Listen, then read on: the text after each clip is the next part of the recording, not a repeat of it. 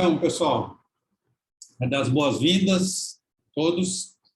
Hoje é 29 de março de 2022, nossa 10ª aula. Vamos falar sobre consumo e suas implicações sociais, falar sobre a questão da moda, dos nossos hábitos de consumo. E aí a gente fecha, então, esse debate sobre o consumo. Já dei uma olhada aqui, quero agradecer aqui que tivemos várias, acho que a última vez que eu vi, acho que eram 25 participações. Acho que tem mais, 32 ou 33, prof. Na última hora tem mais umas entradas aí, então está muito bom. Ficamos bem felizes aí da participação de vocês. E também curioso para ver algumas questões aí que vocês fizeram, né? Nós vamos começar pela quarta questão ali, que era uma questão mais pessoal sobre os hábitos de consumo. Depois eu quero falar um pouco sobre o trabalho, as próximas etapas aí até o final do semestre. E agora nós já temos todos os grupos definidos, o que vão fazer, com qual empresa vai fazer, o que vão fazer, enfim. Então a gente já pode ver todos esses passos. E depois vamos discutir, né, um pouco de slow fashion, fast fashion, como é que as pessoas entendem, como é que a gente pode explicar, assim, né, e quais são as implicações disso tudo, tá? Então, quero agradecer a Júlia, Breno, Tyson, David, Camila e a Juliana, que estão conosco agora às 7h05, tá? E, então, vou perguntar para os que estão presentes aqui. Não consegui verificar ainda se todos vocês postaram, mas os que postaram inicialmente, então, aí, que possam nos contar como é que foi abrir o guarda-roupa e fazer essa avaliação aí de qual o percentual de roupas que foram utilizadas, que não foram utilizadas nos últimos 12 meses.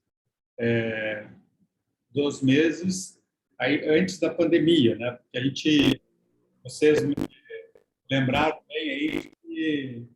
deixa eu só fechar aqui, que está dando uma...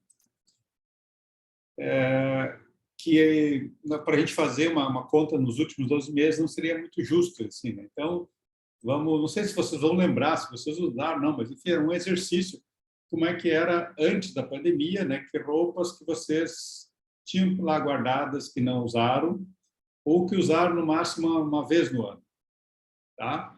E aí, para não identificar quantas roupas, algumas pessoas até eu vi que disseram o número de roupas, né? Mas o que nos interessa assim é um percentual, né? Qual é o percentual de roupas que vocês utilizaram, não utilizaram ou utilizaram uma única vez? Quem que gostaria de iniciar aí falando da sua avaliação aí? Boa noite, pessoal. Tudo bem? Vai lá, Camila. Eu posso começar. Eu tenho o costume de todo mês eu dou uma olhada no meu guarda-roupa e eu dou as coisas que eu não uso. Então, tem pouquíssimas coisas que eu não uso.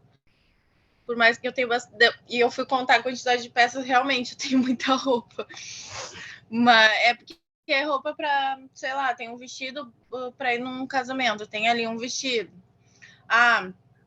Tem uma camisa de colégio que eu tenho ali um tempo guardado para... são coisas que às vezes tu não usa mesmo para deixar guardado de lembrança de alguma coisa. Sei lá, eu tenho um chambre que era da minha avó, sabe? São coisas que são roupas, mas que me vêm à memória. Então tem algumas coisas que eu realmente não uso, que são mais sentimentais, assim, sabe?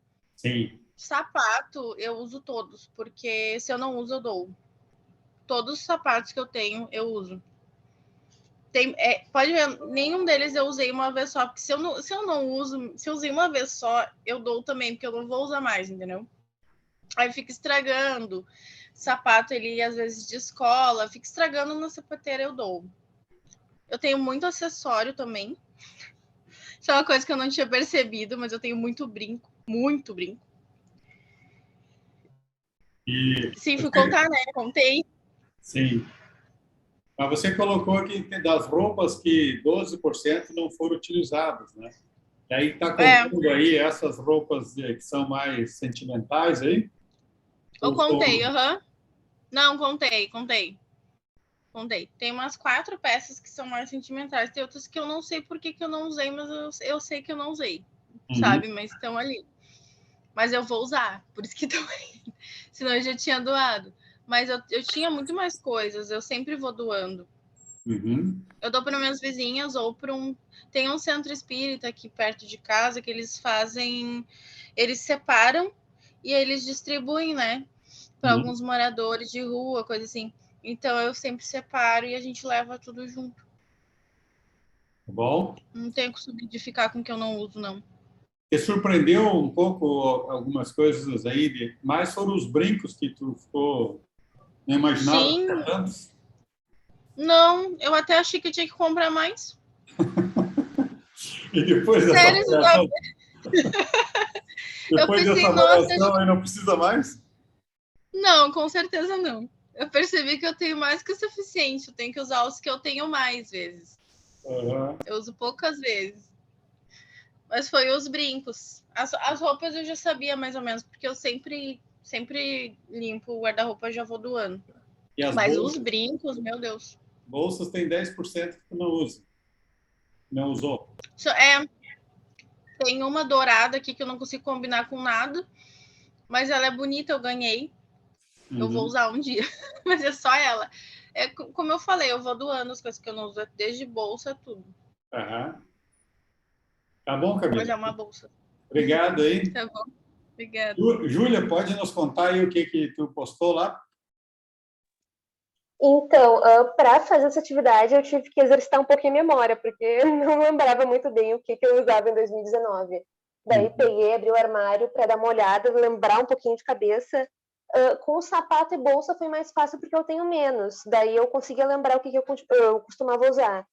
Roupa foi mais por aproximação. Eu botei que eu não usei em 2019 mais ou menos 40% das minhas roupas. E eu fiquei um pouco surpresa com esse percentual. Só que, assim, eu tenho bastante roupa, mas não é de muita compra que eu faço. Na verdade, eu sou muito apegada às roupas que eu tenho e eu demoro muito para me desfazer delas. E também a minha família sempre teve costume assim de as primas mais velhas enviavam assim sacola de roupa para as primas mais novas quando ficava pequena. Então a gente tem esse costume de ir passando roupa na família. Minha família também tem costume de comprar em brechó, a gente gosta bastante. Então tem bastante roupa, mas não é tudo de consumismo em lojas fast fashion. Uhum. Mas somando, você disse que ali que tem 40% que você não usou nos últimos 12 meses, antes da pandemia, e mais 15% que você usou uma vez. Então, 55% das Isso, roupas você usou no máximo uma vez. É isso? isso. Aí esse percentual te surpreendeu? Me surpreendeu, sim. Eu achei que eu usava melhor, mas depois eu fui ver e eu tenho muita coisa favorita que eu uso várias vezes. Tá, e os sapatos também, fazendo essa soma, deu mais ou menos 40%, né? Isso, As bolsas também uns 40% e os acessórios uns 60%. Quer dizer, isso. você Eu vou ter que usa mais ou menos 40% das coisas que você tem, né? No ano. eu vou ter que rever meu apego com as coisas, me livrar de algumas. Ah, quer dizer, você usa mais de uma vez apenas os 40%. Ah, Mas também eu divido bastante coisa com minha mãe. sim, ela usa as tuas Então, roupas? a gente calça o mesmo número de sapato, a gente troca as roupas, então. Tá. Aham. É, então tá bom, mas a ideia era essa, a gente fazer uma reflexão, assim, né? Eu queria saber também de vocês, assim, alguém ficou surpreso de encontrar alguma coisa que vocês não sabiam que tinham? Estava lá no fundo, que, enfim, ou um sapato, ou uma roupa, um Sim. acessório. Eu sim, professor. Até eu sei que eu tenho tipo um problema assim com consumo. Eu consumo bastante roupa e sapato e não costumo usar tudo.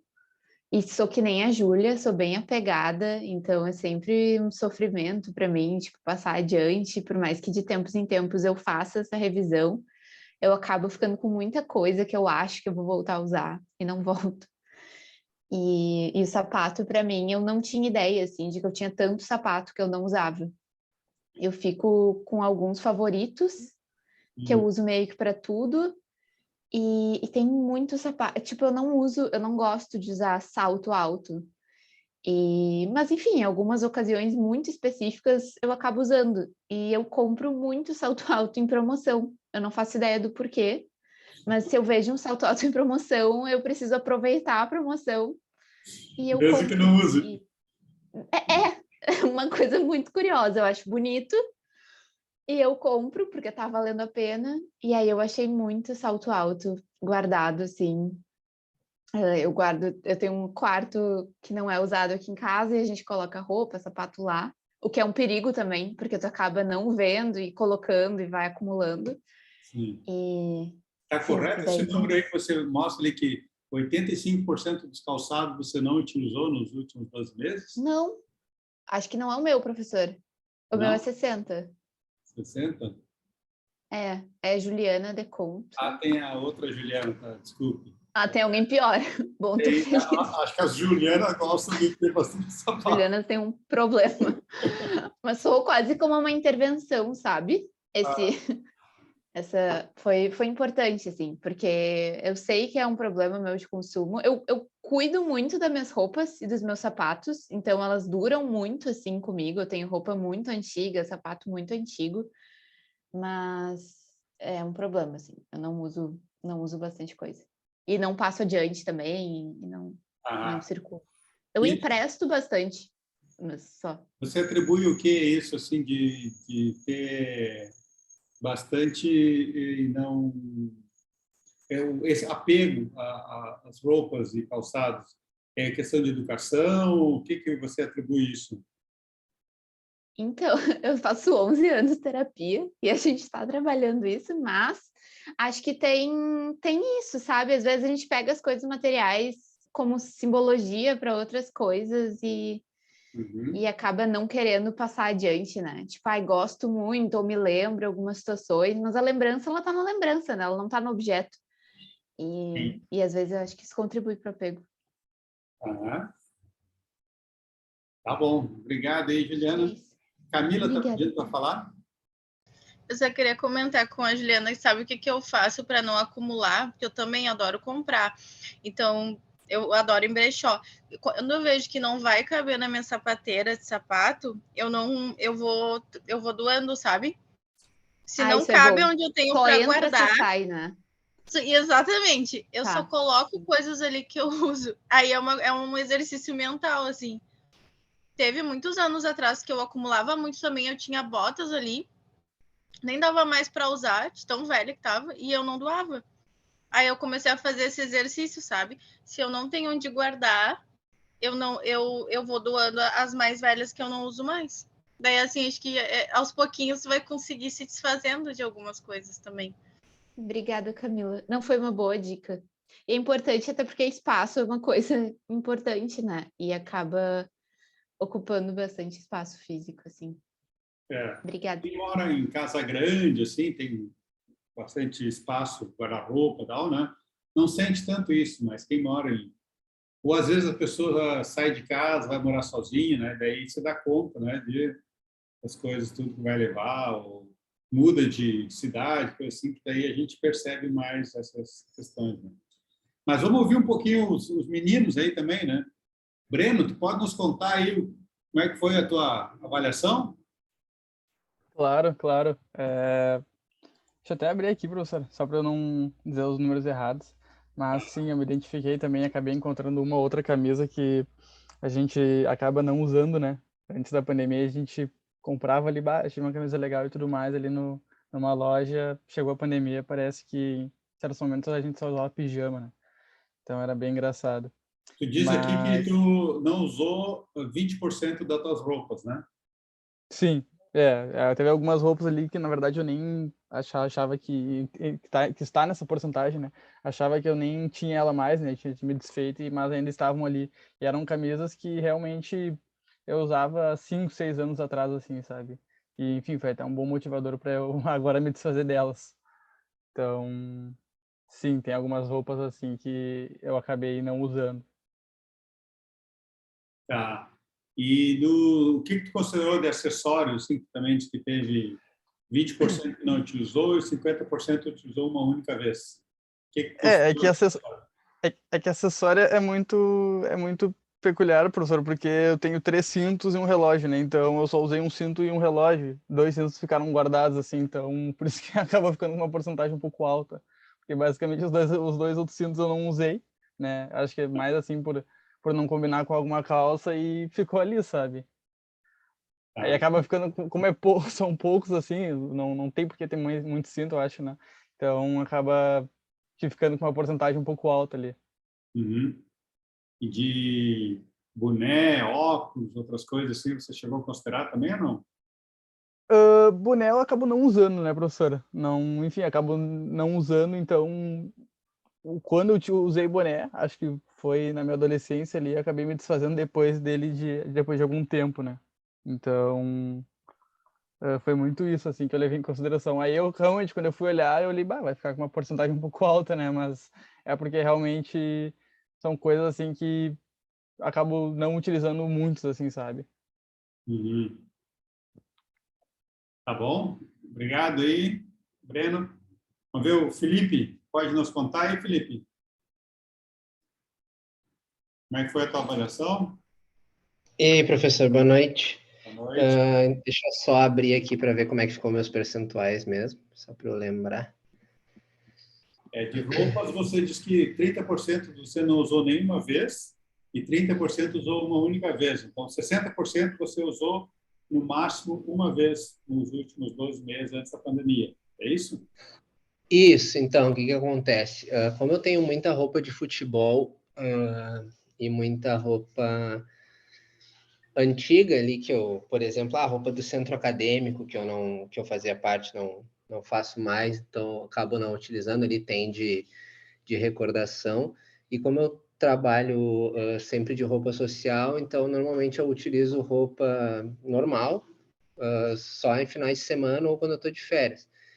Então tem muitas roupas ali, principalmente de futebol, desses 30% que eu usei uma vez, 90% é roupa de futebol. Então é coisa que eu uso pouco mesmo, não que esteja velha ou mais coleção de Você faz camisas. coleção de camisetas de clube de futebol, alguma coisa Não, assim? não digo coleção, mas eu tenho muita camisa do Grêmio. Eu acho que eu tenho umas 10 camisas do Grêmio, Ixi, novas. E fora as camisas do Cristiano Ronaldo, que eu gosto bastante dele. Então, só do Cristiano Ronaldo eu tenho umas 4, mais as do Grêmio. Então, aí já vai quase 15 camisas. Então, é por isso que o percentual ali fica tão... Eu achei alto, né? Por, por exemplo, por que tu não doa? Não são coisas que eu doaria, assim, são coisas realmente que são novas, que eu sim. uso, mas uso pouco. Deixa eu ver o outro Sim, mas percentual essas ali. aí também tem um valor meio de coleção, assim, né? Uma sentimental. Exatamente, exatamente. Tu não pretende Ah, desfazer, por exemplo, das 10 camisa do Grêmio que tu tens. não, exato. Eu sempre, o pessoal brinca que eu tô sempre, quando eu tô em casa, tô sempre de camisa do Grêmio. Sim, eu tenho um monte, então eu posso fazer várias combinações ali que eu nunca repito a camisa. Deixa eu ver aqui a próxima ali, sapato. Deixa eu ver como é que ficou. Deixa eu ir lá para aqui, atividade preparatória. Cadê o Em meu? calçado, você botou que 20% você usou só uma vez. Isso, daí nesses calçados ali, esses 20% foi, por exemplo, a alpargata e um outro tipo de alpargata que eu tenho ali que é mais tradicionalista, gaúcho mesmo, que como eu acabei não frequentando CTG e essas coisas assim, não utilizei. O resto ali, chinelo e tênis, como eu não tenho muito, acho que eu tenho uns 5 tênis ali, incluindo de jogar futebol. Fora isso, é sapato de trabalho, então eu costumo utilizar tudo. Só essas duas ali tradicionalistas mesmo que eu acabei não utilizando. Deixa eu ver aqui o próximo. Bolsa, eu tenho duas mochilas, uma de viagem e uma de usar no dia a dia. A de viagem eu utilizei uma vez só, então por isso que ficou o percentual de 50% ali, que eram só duas mesmo, a outra eu utilizo todos os dias. Percentual de acessórios, como eu não tenho muito, tenho 4 bonés, eu acho que eu vario ali entre, utilizo um, utilizo o outro, cada final de semana, assim. Relógio, eu tenho tenho um par de brincos aí, que eu uso brinco também, que eu utilizo diariamente. Pulseira, eu tenho uma ali que eu utilizo quase todo final de semana, ali só para quando for sair, os cintos ali para trabalho mesmo. Então, esses dois ali é 0%, porque eu utilizo todos, eu tenho poucos, né? Então, utilizo tudo. Tá bom, filho. Obrigado aí. O David está querendo falar? Levantou a mão. Diga aí, David. Falar porque também vou na mesma linha do Felipe. Eu tive um percentual alto de roupas ali que eu não utilizo. E muitas delas são de futebol, né? Calção e camisa. E também algumas roupas sociais, que mudou bastante, pelo menos na minha empresa, esse formato aí, depois da pandemia, ficou muito mais flexível.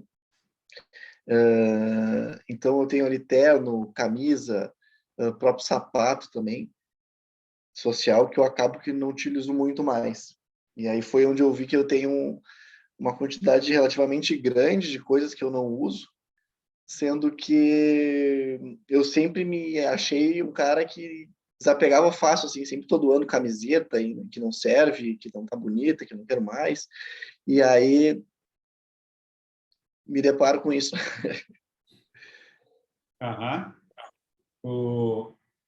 Não estou achando aqui os percentuais. Você chegou a fazer o levantamento? Sim. Como é que foram os teus resultados aí? Então, deixa eu ver aqui. Das roupas que eu não que não foram utilizadas foi 30%. Teve bastante roupa de inverno também, assim, casaco mais grosso, esse tipo de coisa que eu acabei usando pouco, por não sair tanto. E 20% que eu usei uma vez. Dos calçados, 20% eu não usei e 40% usei uma vez só. E aí, aqui nas bolsas, eu botei questão de bolsa esportiva, assim, que eu vou para academia e tudo mais, que eu tenho... E mochila, né? E aí, depois, falando de acessórios, eu tive um percentual bastante alto também, porque eu vi que eu tenho 3, 4 bonés aqui, eu não uso nenhum, tem pulseira que eu não uso, cinto que eu não uso, e aí acaba ficando guardado, né?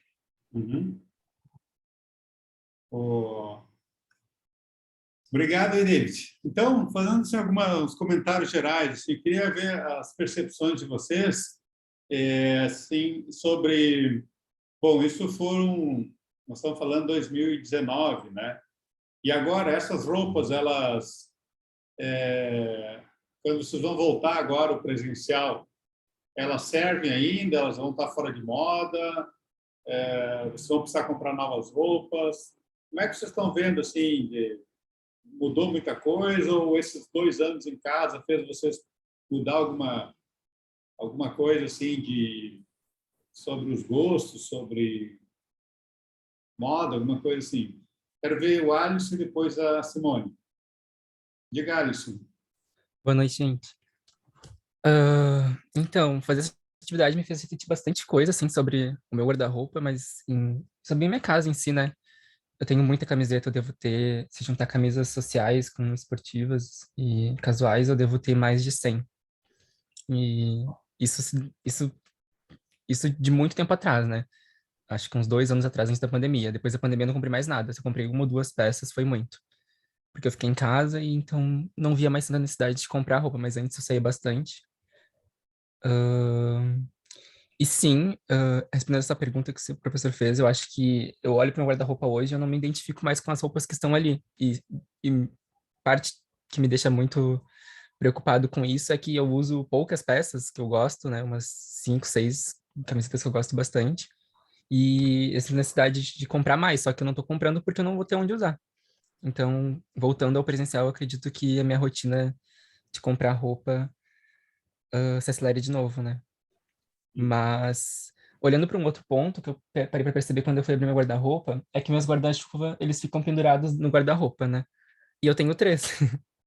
Aí, em cima do meu guarda-roupa, eu tenho 2 caixinhas de som que eu não uso mais. Aí, em cima da cômoda, eu tenho uma JBL nova que eu comprei. E ainda tem mais o meu som de chão, que eu falo, né? Porque ele é muito grande, ele é 4.000 watts, ele é muito alto o som.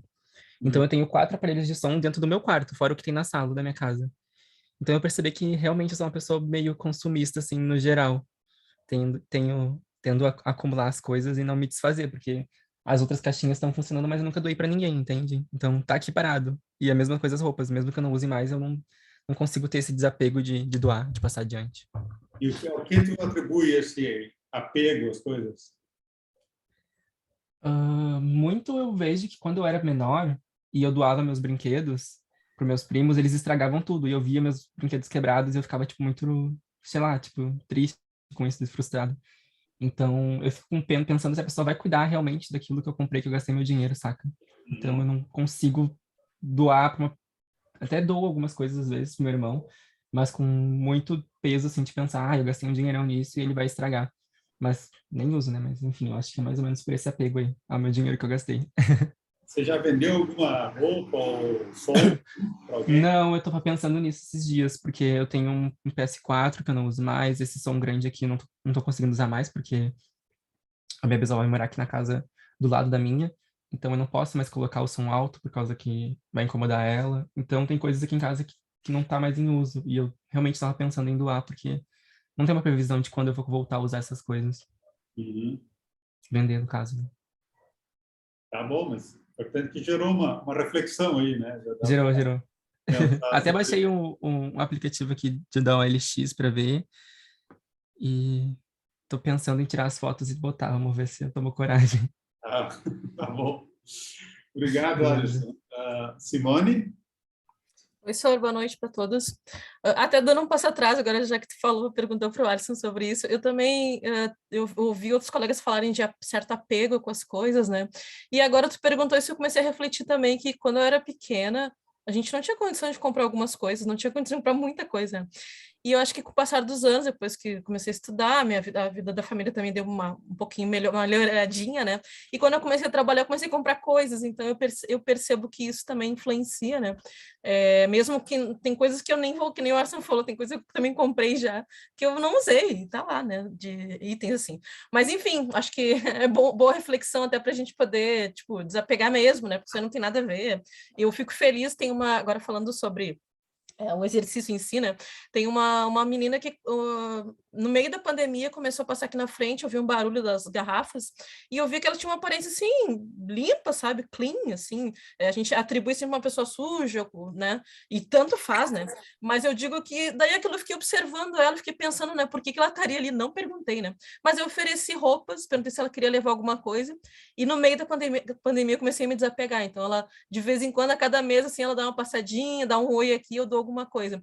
Mas eu vejo que essa questão do guarda-roupa, né, de percentuais, enfim, antes da pandemia, sim, eu já estava num movimento não de me desapegar, não, mas de não usar tanta coisa, assim, eu usava muito salto no meu trabalho, enfim, então hoje eu vejo que tem muitas prateleiras com alguns saltos ali, eu não estou usando, nem antes da pandemia eu já não estava usando, e agora menos ainda, então caiu bastante meu percentual de uso, pandemia, não zero, tá, mas sei lá, uns 3% vai, de usar, assim, sei lá, chinelo e um tênis, ponto, acabou, na pandemia. Mas antes ali eu já até postei atrasado, tá? Mas enfim, só para comentar, para não deixar de fazer, para falar também. Enfim, eu acho que agora também, como o Alisson comentou, também me identifiquei, porque eu vou retornar também, está em vias de retornar, e eu estou preocupada com isso, porém, eu acho que esses exercícios que a gente tem feito aqui, essas conversas que a gente tem tido, não é que a gente não muda, assim, né? Se a gente tem, né? Eu acho que é um trabalho que a gente tem que fazer, orar e vigiar, né? Não é assim, vai mudar da noite para o dia. Mas eu percebo que está acendendo, sim, alguns insights aqui, eu estou conseguindo fazer algumas coisas olhando para coisas que eu não olhava antes. E essa questão de roupa, sapatos, acessórios, também me caiu assim a ficha que eu tinha muito mais coisa do que eu imaginava ter e que eu não preciso. Então, bacana passar para alguém que precisa, né? Então, eu acho que é isso. Uhum. Eu também tenho eu me considero um acumulador em desconstrução, assim, né? Isso, E boa. tentando deixar de ser, né? Acho que estou conseguindo vários avanços, mas como o Alisson e vocês estão falando, assim, não é de uma hora para outra que a gente consegue, né? Mas um exercício que eu fiz, assim, que pela primeira vez, assim, foi bem desafiador, foi em viagem, né? Eu tinha sempre ia viajar, levava uma mala grande, né? Nem que fosse assim para uma semana, né? E agora nesse verão eu fiz uma viagem de 1 mês e levei só uma bagagem de mão, essa malinha pequenininha, assim, né? Uma que era para não pagar mais caro, né? Que era bem mais caro a passagem com a mala, e outro para tentar ver se eu ia conseguir passar só com essa.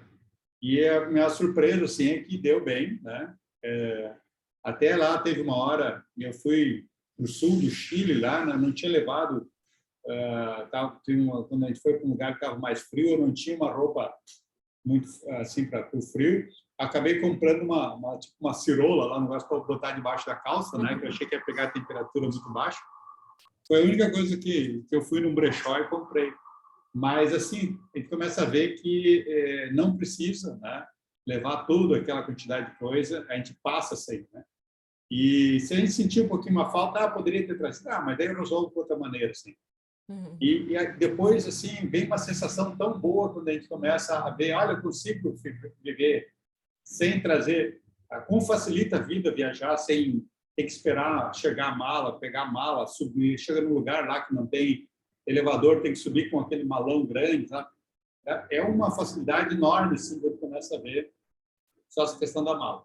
Se a gente faz uma analogia com a questão das roupas, assim, em casa, e a gente começa a ver, olha, dá para viver com menos, quando a gente vai se livrando disso, a gente vai se sentindo muito mais leve, assim, né? Eu sei que tem, alguns de vocês trouxeram a questão do apego por peças, né, roupas, coisa que tem algum valor sentimental, né? Isso eu ganhei de fulano, isso aqui eu usei em em tal momento, assim, né? Isso é uma coisa difícil de desapegar, né? Mas a gente pode achar uma maneira, a gente fotografa aquilo ali, vou guardar essa foto porque para lembrar disso, sei lá. Porque no final, se aquela roupa está lá no fundo do guarda-roupa, é só uma bobagem, assim, né? A gente não vai usar, não vai pegar de vez em quando, dá para ficar com ela, né? Sentir o cheirinho, sei lá, alguma coisa assim. Não acontece isso. Só na hora de descartar, nem botar fora, de dar para alguém, de dar um destino, daí que aí vem aquele valor, né? Então, é bem desafiador, assim, né? Mas se a gente consegue fazer e faz de uma maneira consciente, e a gente se sente bem, né? Então, não sei se alguém de vocês já passou por essas experiências, assim, de tentar viajar com menos ou viver com menos para ver se fica, como é que se muda muito a vida, não? De viagem eu sou bem parecida contigo, professora, tipo, eu sempre queria viajar com muita coisa e pensava em cada coisa que poderia faltar e levava 1000 opções de roupa e remédio e tudo. E eu tenho feito esse exercício também, assim, eu tenho ficado muito entre a minha casa em Porto Alegre e a casa que minha família tem na praia. E aí era sempre um horror para viajar com um monte de coisa e carregar. E eu moro em apartamento aqui em Porto Alegre, então eu tinha que subir, tinha que descer e tipo carregar elevador e tal. E aí eu tenho tentado fazer isso, assim, eu vou levar, sei lá, só determina um número lá de peças de roupa, tipo, não vou levar várias opções de perfume, tipo, vou levar só algumas, e é muito bom, tipo, é isso que tu fala, sabe? A experiência, ela é boa, tu acaba nem dando falta, ou, sei lá, se tu dá falta, é uma coisa pequena, tu dá um jeito, faltou um remédio, tu pede, não é o fim do mundo. E é bem positivo, assim. E acho que é um bom passo até para tentar começar a desapegar e doar roupas e ver que é tudo bem, né? Tipo, não vai acontecer nada horrível. É. Obrigado, Juliana. Gustavo? Oi, o meu caso é sobre o desapego ali, professor, emocional, porque, por exemplo, meus avós faleceram e daí eu guardei um monte de coisa, sabe? Uma carteira de trabalho do meu avô, foto. E daí eu fiz esse exercício, assim, depois de um tempo, né? Passou mais de um ano, tá, mas nesse um ano, quanto que eu abri essa caixinha aqui para olhar essas coisas, sabe? Aí eu, né, distribuí entre os filhos deles e tal, né? Meus tios, porque também eram coisas que não precisavam estar ali acumulando, né? Uhum. É uma parte emocional, mas também fiz esse exercício que o senhor sugeriu aí. Aham. Mais alguém quer comentar alguma experiência? Professor, acabei de voltar da praia. Agora tu falou também, Juliana comentou. Eu não foi total, mas eu diminui bastante assim, a quantidade de coisas que eu normalmente levo. Semana passada, né? E eu me senti muito melhor justamente por isso, porque eu não senti falta de coisas, consegui dar jeito, repetir roupa sem nenhum problema, né? Que a gente fica, ai, não pode, não. Mas fiquei bem à vontade e achei muito bom. Eu acho que essa questão do desapego, assim, de roupas, eu vejo que dá uma sensação de bem-estar, eu não sei nem o que tá ligado a isso. Que a gente fica, tá mais vazio o armário, talvez seja isso, não sei. Mas quando eu consigo me desapegar e as coisas que eu já passei adiante nessa pandemia, me deu uma sensação muito boa de ter me livrado, entre aspas, no bom sentido, né? Uhum. É engraçado que a gente tem medo de doar, de se desfazer, né? E depois que faz isso, você sente muito aliviado, né? É uma sensação muito estranha, assim, né? Que parece que aquilo ali, no fim, estava representando uma prisão, né? Exato. Não sei por que também. Parece que a gente liga nosso valor, tipo, na sociedade hoje em dia, muitas coisas que a gente tem, né? Tipo, a roupa que a gente tem, os objetos que a gente tem. E aí, acho que quando a gente desapega, dá uma certa autoestima de, tipo, o nosso valor tá na gente, não tá no objeto. Boa. Sei lá, eu penso assim, não sei. Isso aí. A Laís está dizendo ali que para a praia a gente leva um monte de coisa e no fim só precisa alguns biquínis, né? E aí também precisa quantos biquínis? É um por dia ou dá para repetir? Só o que dá tempo de secar, né? Um dia, uns 2, 3 no máximo. A Camila está dizendo que ela está havaiana, vou ter que levar junto. Mas então, pessoal, esse nosso intuito, assim, né, para a gente abrir o guarda-roupa e dar uma olhada, é mais um exercício, assim, né, que eu acho que às vezes a gente não faz, o dia que faz a gente se surpreende, então não é nenhuma crítica, nem nada assim, né, de quem tem mais ou usa menos, enfim, cada um sabe o que precisa, né? Mas acho que teve vários depoimentos bem interessantes aí, né? Que mostram que tem muitas coisas que a gente tem de família, né? De infância, surgiram várias vezes. Eu também sinto isso assim. Quando a gente é criança e é educado de uma maneira, né? Olha, cuida do teu brinquedo, não doa ou não estraga, se quer mais, aí depois vê o outro estragando. Ou quando a gente tem quando eu era criança, eu tinha muito mania de coleção, né? Fazer coleção de tudo que era coisa que aparecia, né? Hoje eu fico vendo as crianças, acho que ninguém mais faz coleção, né? Não vejo, pelo menos meus sobrinhos, assim, não vejo ninguém fazendo coleção como a gente fazia de álbum, coleção de 500 coisas assim, né?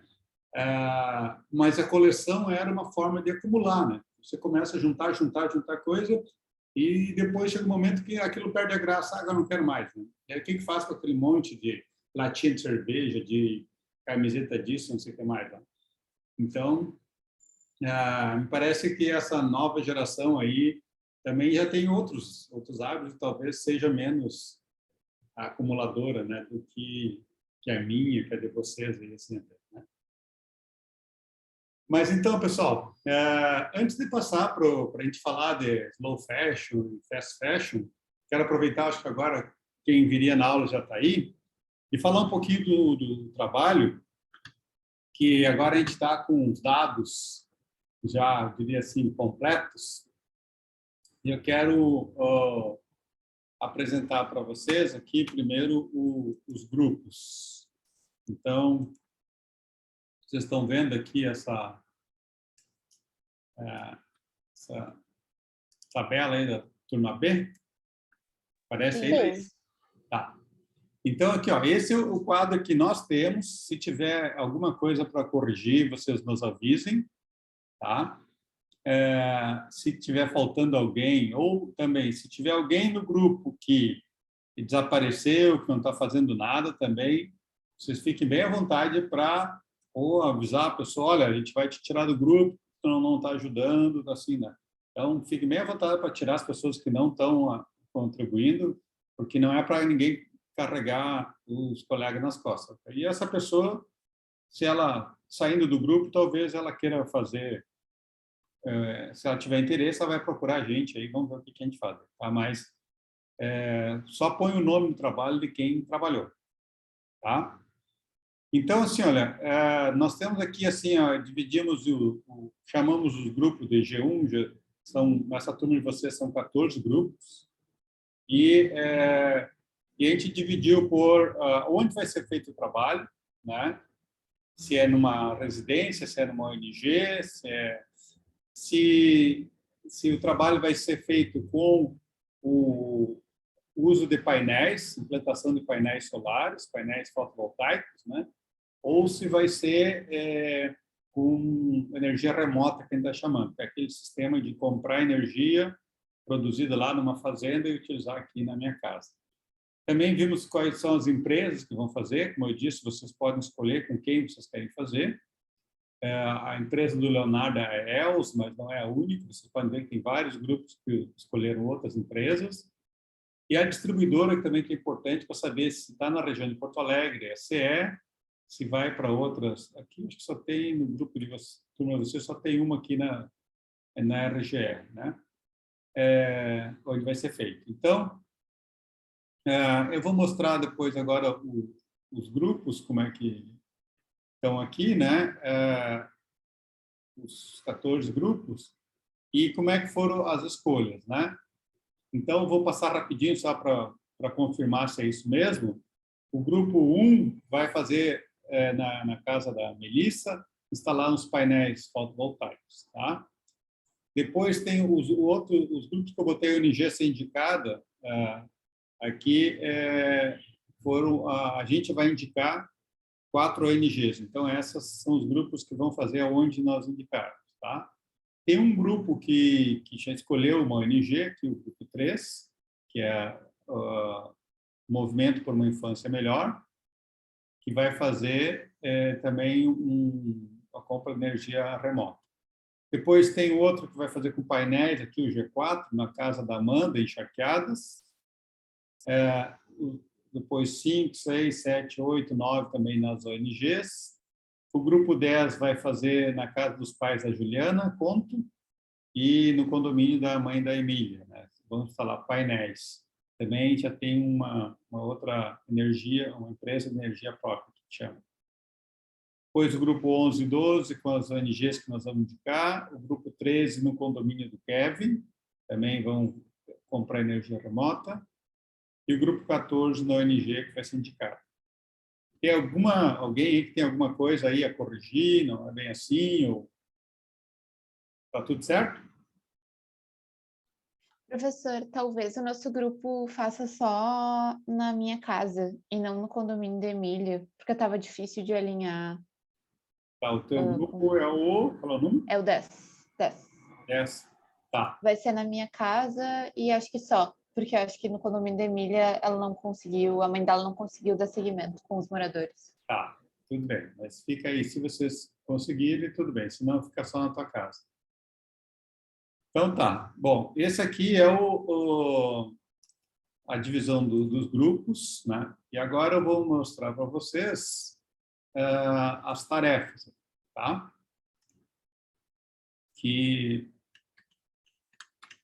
Então, assim, olha, eu dividi em 4 setores, sei lá, 4 grupos que são os grupos que farão o trabalho nas ONGs indicadas. Eu botei aqui pelo professor, né, que é as que eu vou dizer, o grupo 2, 5, 6, 7, 8, 9, 11, 12, 14. O grupo que eu vou fazendo um trabalho ONG escolhido pelo próprio grupo, o G3. O grupo que implantarão energia solar remota numa residência, G13. E que vão implantar painéis fotovoltaicos, o G1, o G4 e o G10. Tá? Então, tem algumas coisas diferentes aqui para cada um, e aí eu vou explicar, então, agora. Os grupos, então, né, que são 9 grupos que vão fazer nas ONGs que eu vou indicar, como são 4 ONGs, são 9 grupos, eu optei aqui por dar... eu listei 9 tarefas e os grupos vão escolher, cada grupo vai escolher uma dessas tarefas, tá? Então, eu coloquei aqui, os 9 grupos que optarem por fazer o trabalho na ONG indicado pelo professor poderão escolher um dos 9 tópicos acima.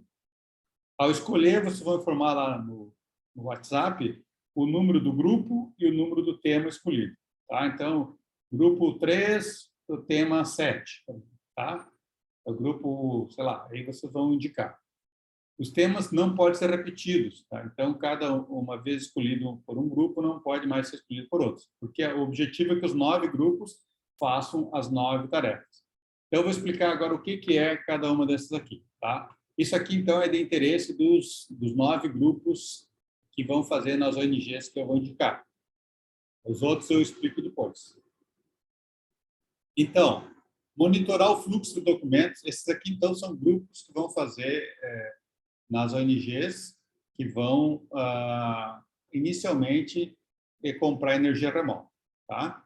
Então, monitorar o fluxo de documentos para a solicitação de energia remota. O que significa isso? Vocês entregaram... não, nas ONGs, eu recolhi a conta de luz. Então, agora, tendo a conta de luz, eu passei para o Leonardo, ele vai fazer um cálculo de quanto que quanto é que vai ficar a taxa mensal que eles vão pagar. Bom, agora o fluxo seria esse. Agora eles volta esse valor com uma espécie de aquele que eu passei para vocês, que eu chamei de contrato, na verdade, é um protocolo de intenções. Né? A gente vai mandar para a ONG dizendo, olha, vocês pagavam lá R$250 por mês, agora vocês vão passar a pagar 220, e aí vocês têm que assinar aqui e nos devolver. Tá? Eles assinam e devolvem. Aí isso aí gera um contrato. Aí vai o contrato de novo para a ONG, eles têm que assinar e devolver. Aí o Leonardo vai pegar esse contrato e vai entrar com a documentação na CE para solicitar, então, essa alteração lá de compra de energia. Em vez de ser energia de Itaipu, por exemplo, ela vai comprar de energia solar. Tá? Bom, mas o trabalho de vocês vai ser monitorar isso aí, se aconteceu, se não aconteceu. Então, esse que eu estou chamando de monitorar o fluxo do documento. Tá? Faltou, o fulano não assinou, entregou, ele não devolveu. Então, eu e a Laís vão estar acompanhando vocês, mas vocês que vão fazer esse controle aí de se foi, faltou, o que falta, tudo mais, tá? Então, cada grupo vai escolher de uma ONG. Então, os 4 primeiros aqui, ó, vão fazer isso. Mas, além disso, mesmo que inicialmente esses grupos, ou essas ONGs, vão só instalar, passar de energia para energia solar remota, a gente quer que vocês façam um orçamento dos painéis, instalação de painéis fotovoltaicos na ONG. Que o objetivo é que, a médio prazo, eles possam instalar esses painéis e se livrar da conta, né, passar a pagar só a taxa mínima. Então, para isso é preciso fazer um orçamento, tá? Porque daí eles precisam saber quanto é que custa, para eles poderem conseguir recursos depois. Tá? Então, vocês vão monitorar o fluxo, esses 4 primeiros grupos aqui, os 3 primeiros grupos, melhor, vão fazer. Então, um é na Casa Rosa, o outro na Reciclaí e outro na Vila Flores. E vão ver, então, o fluxo de documentos e fazer um orçamento dos painéis. O orçamento dos painéis nessas 3 ONGs vocês podem pedir para qualquer empresa, mas se vocês quiserem pedir para o Leonardo, ele já se dispôs a oferecer esse orçamento, né? Então, aí ele vai pegar com a conta de luz, que ele já vai ter, e vai dizer, olha, para esse precisa de tantos painéis, custaria tanto, né? Daí vocês vão ter esses dados para poder depois informar a ONG, dizer, olha, se vocês quiserem implantar, vocês precisam disso, de tantos painéis, aí as informações, tantos painéis, custa tanto, enfim, informações assim de um orçamento, tá? Outros grupos, esses 3 primeiros, outro grupo mais 3 grupos aqui vão escrever um projeto visando conseguir fundo para comprar os painéis. O que é escrever um projeto para conseguir fundos? Vocês vão entrar em contato com essas ONGs, pode ser tudo remoto, vocês vão mandar um e-mail, ligar para a pessoa, lá eu vou passar os contatos para vocês. Vocês vão entrar, eles têm sites, página em Facebook e tal. Vão tentar saber um pouco dessas ONGs.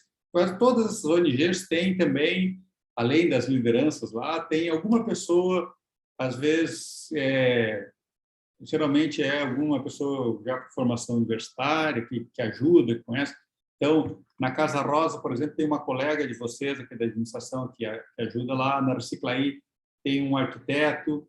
Na Vila Flores também tem um outro arquiteto que ajuda. Então, vocês podem falar com essas pessoas também para pegar um pouco da história.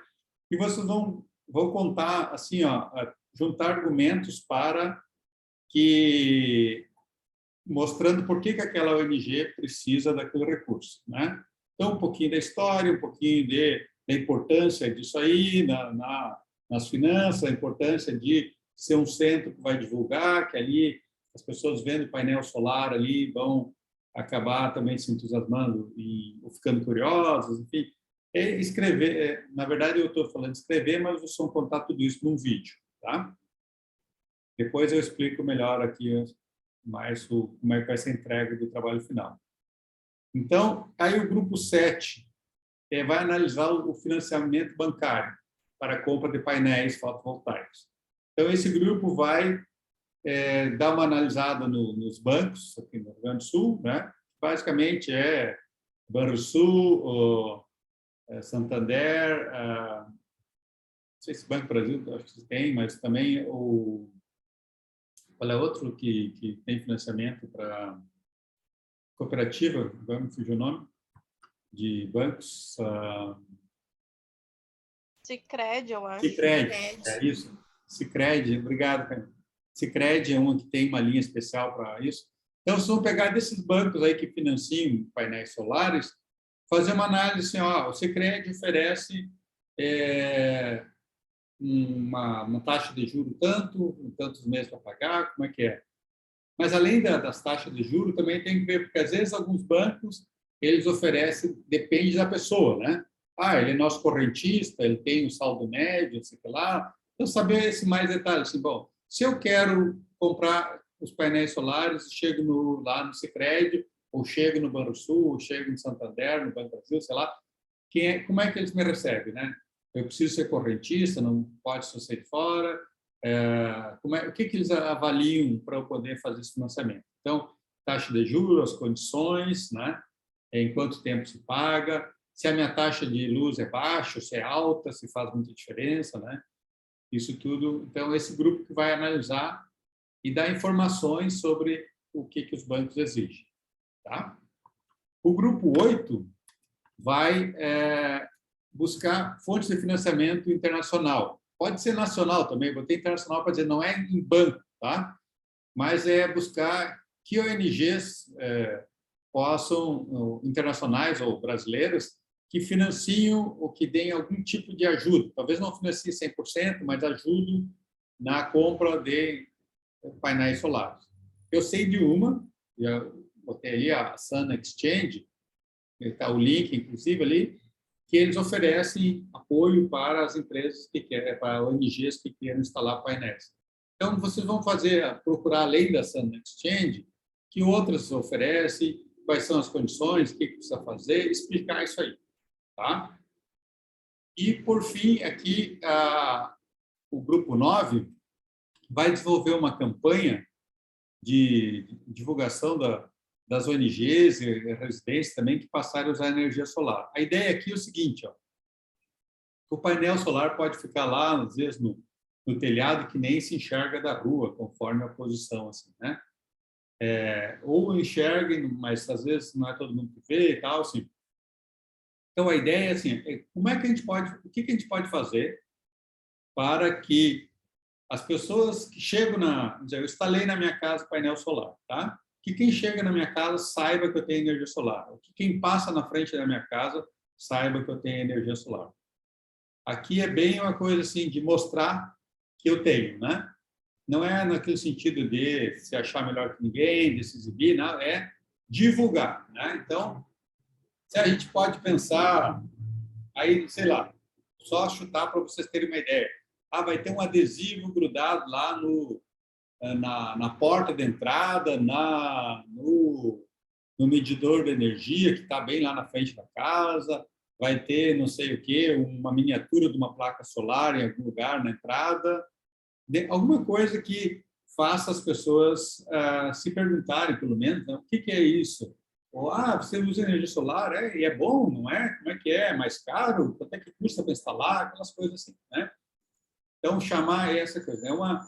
É tipo fazer um marketing aí do fato dessa, tanto a ONG como a residência também está usando energia solar.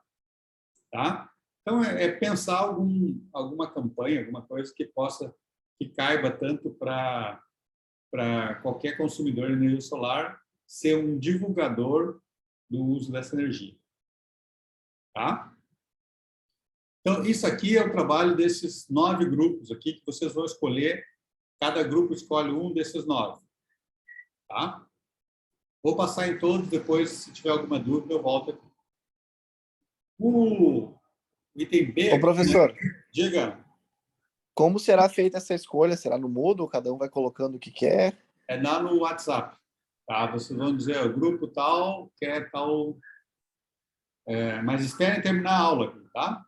Deixa eu terminar a explicação também aqui. Vocês podem ir pensando. Bom, depois tem o caso... Oi? Só rapidinho. Qual que é o nome das ONGs? Casa Rosa, Reciclaí e Vila Vila Flores. Flores. Tá. A Casa Rosa, só para dar uma noção para vocês. A Casa Rosa é uma ali na Voluntários, perto da rodoviária, que é um pessoal que era catador, né, anda catando nas ruas, e eles ocuparam um prédio que estava abandonado. Aí você sabe que tem vários prédios abandonados ali naquela região da Voluntários, ali, né, no 4º distrito. Eles ocuparam uma casa, depois os donos entraram na justiça, daí eles ganharam na justiça tipo o direito de uso da casa enquanto não for feito nada, né? Então, mas eles já estão há alguns anos lá e eles estão transformando aquele espaço tipo num centro cultural, assim, né? Então, estão oferecendo alguns cursos, às vezes fazem atividades lá, treinamento e tal, e estão tentando ser um lugar de acolhimento também do pessoal, dos catadores aí, né? De qualificar o pessoal e essas coisas. Então, eles têm hoje uma conta de luz bem baixo, sim, porque eles não têm muito dinheiro para pagar a luz lá. Então, eles querem, para eles é uma coisa assim, qualquer coisa que baixe é importante. E aí eles têm plano de aumentar um pouco lá, eles não têm hoje um chuveiro elétrico no lugar, né? Então, eles querem instalar, querem fazer umas coisas assim. O Reciclaí já é uma organização bem maior, fica ali na Vila Planetário, perto sabe a Vila Planetário na Ipiranga, né? Perto do Planetário mesmo, da Faculdade de Medicina e Odonto, aquela região. E eles têm eles oferecem refeições para moradores de rua e também tem todo um trabalho social, eles ajudam outras ONGs a se desenvolverem, vivem também só de doações e de apoios e tal. E eles fazem um trabalho maravilhoso. Assim, se vocês vão conversar com eles, tem a tia Mara, que trabalha lá, que é uma pessoa incrível, assim, né? E toda a equipe lá deles é muito legal. Já o Vila Flores é um prédio também que era abandonado, ali fica na esquina da São Carlos, ou não me lembro qual é a outra rua ali, mais perto também da Voluntários. E aí um grupo de pessoas ocupou esse espaço e transformaram no centro cultural. Hoje lá, esse é mais pessoal já mais assim tem muito pessoal funciona pequenos negócios, né? Então tem pessoal lá que trabalha com informática, com música, com cerâmica, oficina de teatro, e são umas 30 organizações lá nesse espaço. Eles promovem eventos e eles também são muito solidários com outras organizações. Eles ajudam outros a se desenvolver, né?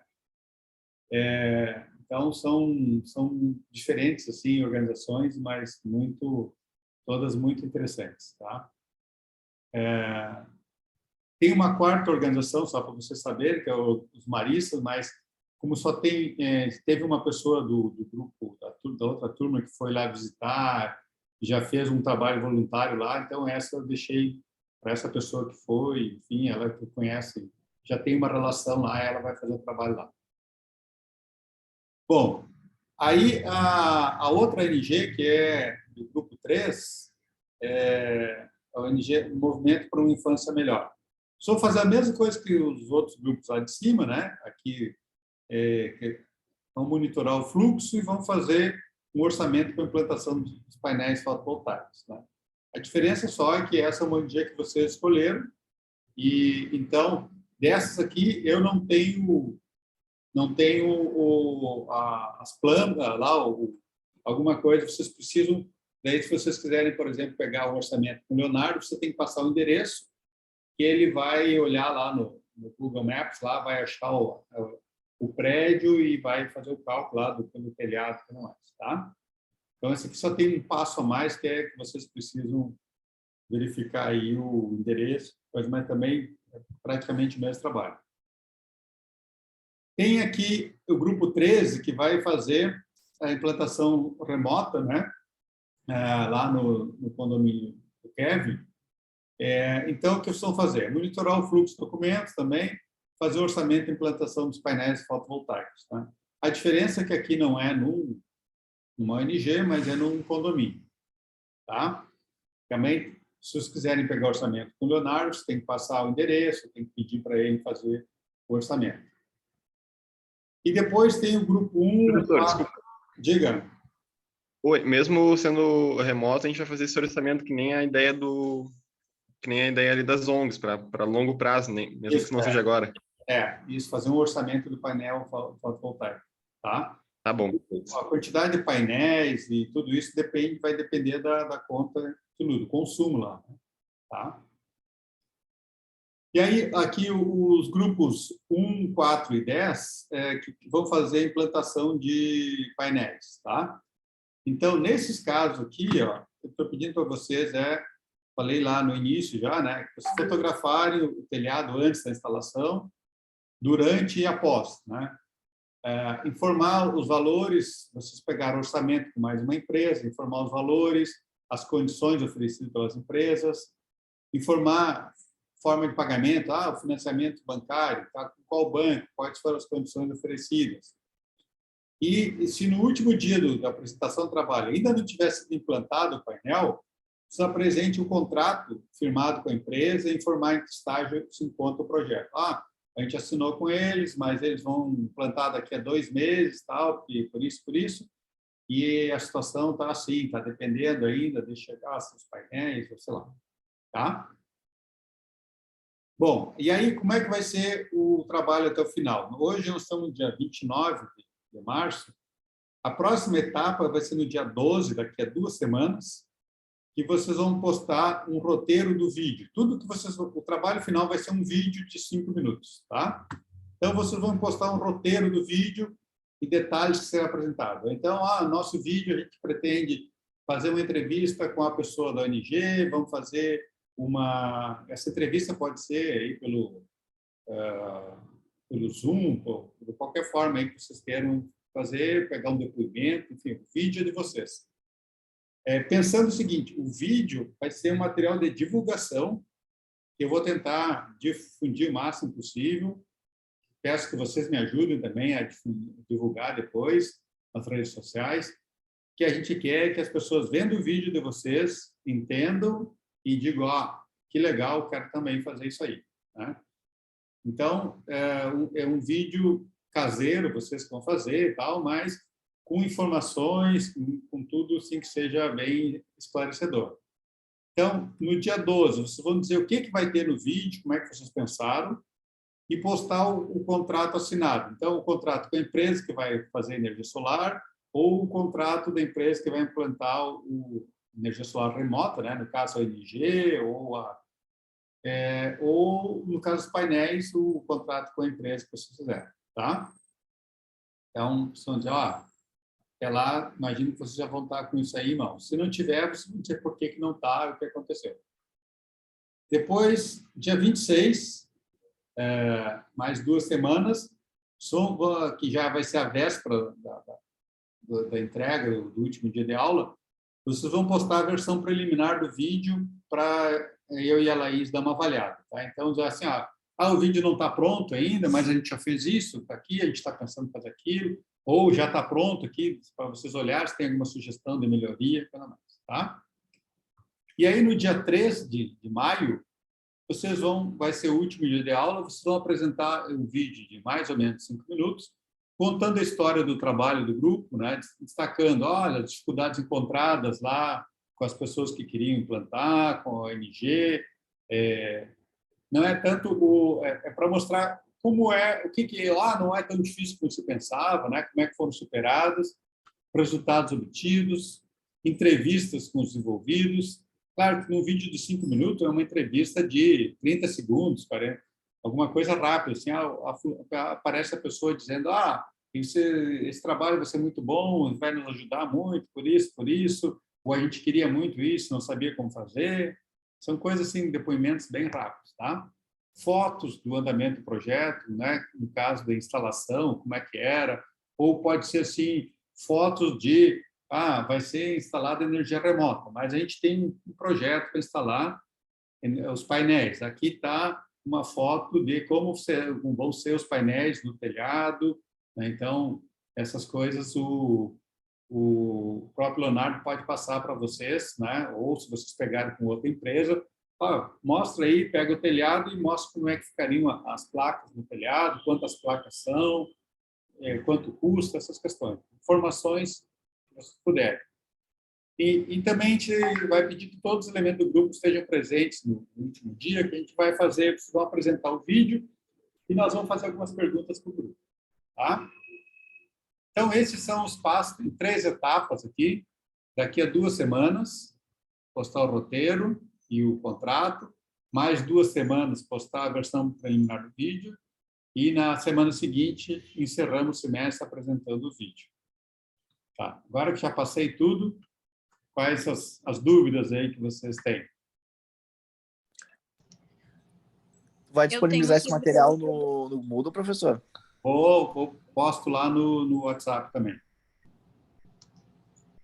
Ok. Camila? Sim, sobre essa questão de postar o contrato, pode ser só a parte da frente, não precisa postar o documento inteiro, né? O que interessa sempre saber é que já foi feito, né? Tá em andamento, tá? Então, não me interessa o... ok. O conteúdo em si, ok. Uhum. Tá? Eu quero saber que se já foi feito, se não foi feito, por que não foi feito. É isso? Quem mais tem alguma dúvida?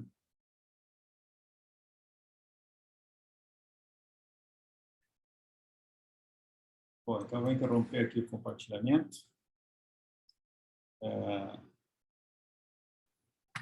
Ficou claro, então, o que vocês... Tá, a parte dos grupos, 9 grupos aí, os 10 grupos que vão fazer com as ONGs, né? Os 9 que vão fazer com as que eu vou indicar. Então, Eu que tenho que dar o primeiro passo agora, né? Esperar na verdade, não os 9, né? Os 3 que vão depender da conta de luz, pelo mais é isso, eu vou passando para vocês. Os outros que forem escolher, por exemplo, vou ver com os bancos, vou ver outra fonte de financiamento, vocês já podem começar a trabalhar a partir de amanhã. Tá?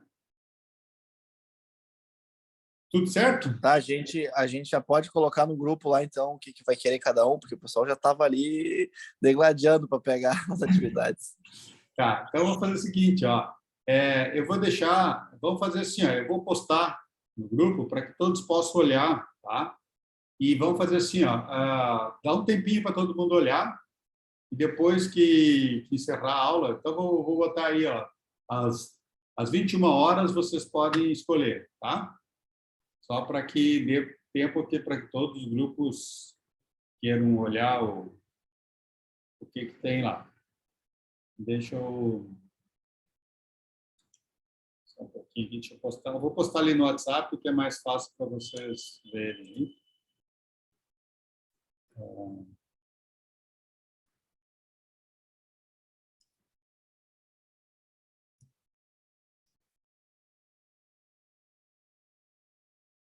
Turma B.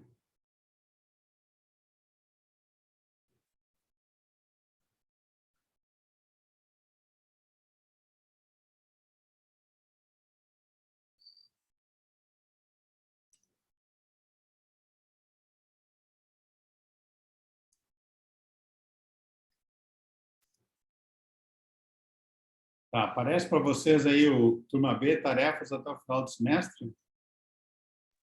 Está no WhatsApp. Tá.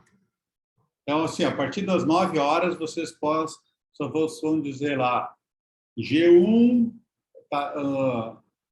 o tema X, tá? Vocês vão escolher. Mas espere até as 9. Certo? Então, vamos voltar agora, pessoal, para o nosso tema de hoje. Eu acabei me estendendo aí, mas acho que era importante esclarecer aí a história do trabalho, tá?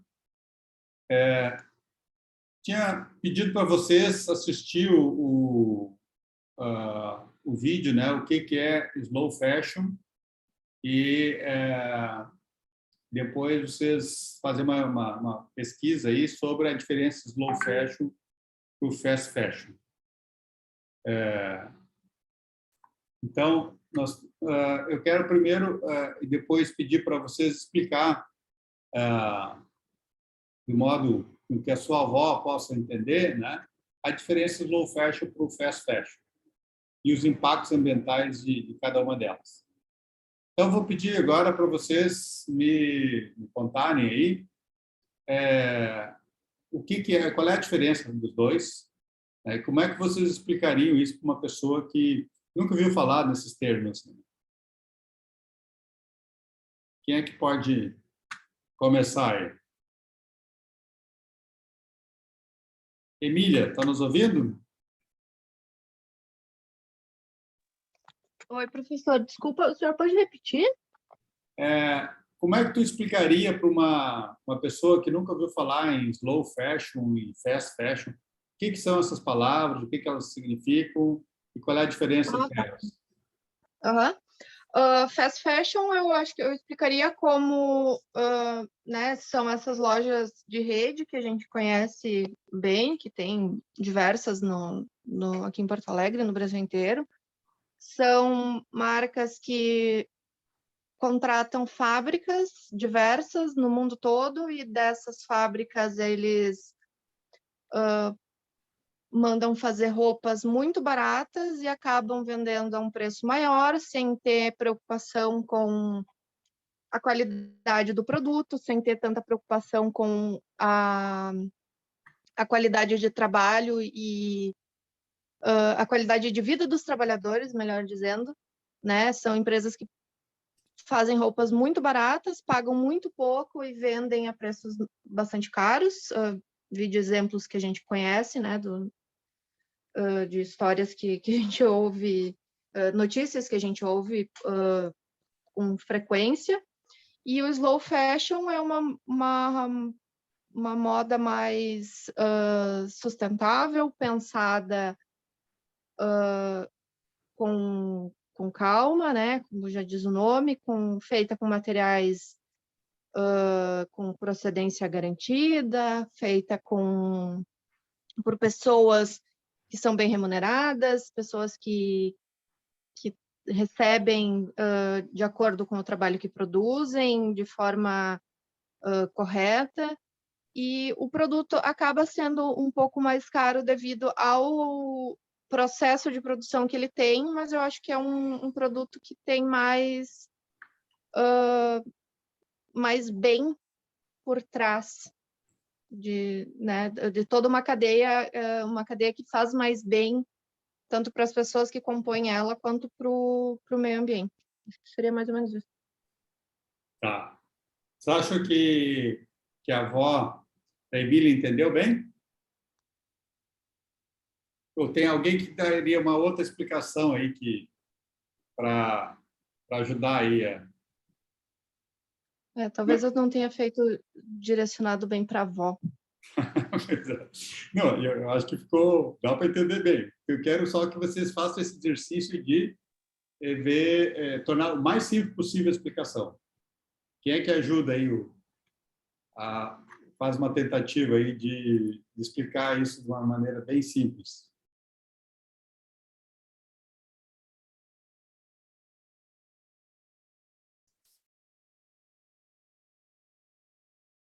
Vamos lá, eu chamo ou você se apresenta?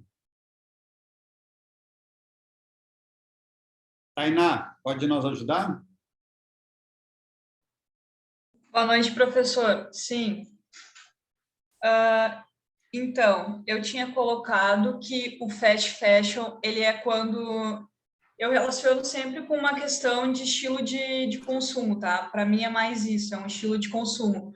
Então, eu diria que no fast fashion é uma preferência, né, por simplesmente o ato da compra, né, sem se preocupar com o que vai estar por trás. Então, são compras que a gente faz em grandes lojas, redes, sem pensar também no futuro, né? Sem pensar que, daqui a algum tempo eu vou poder reutilizar essa roupa caso ela estrague, rasgue, alguma coisa, né? Então, tu não tem todo esse cuidado, toda essa preocupação. A tua única preocupação é fazer a compra, utilizar ela, né? Até quando tu achar que é necessário, e daí, daqui a algum tempo, alguém vai dizer, tá fora de moda, né? Esse look não combina mais, e tu vai comprando. Simplesmente o ato de comprar e sem pensar nas consequências, no que está por trás, quem produz, se é mão de obra escrava ou não. Então, não se tem muito essa preocupação. Isso para simplificar bem, né? No caso, explicando para a avó. E a questão do slow fashion, para mim, é a questão totalmente contrária. É aquele consumo onde tu procura, né? Tu pensa antes de comprar. Eu vou comprar de brechó, de lojas que priorizam, né, aquela questão de mais sustentável, né? Não simplesmente comprar para daqui a algum tempo jogar fora, mas eu compro a roupa sabendo que ela já foi de alguém, né? Eu faço aquele consumo, eu digo, mais consciente. Vou comprar no brechó, porque, né, essa roupa foi de alguém. Se eu não gostar de algum detalhe, eu vou lá. These doodly videos are better than any. Oi. Acho que a Tainá travou. Está nos ouvindo, Tainá?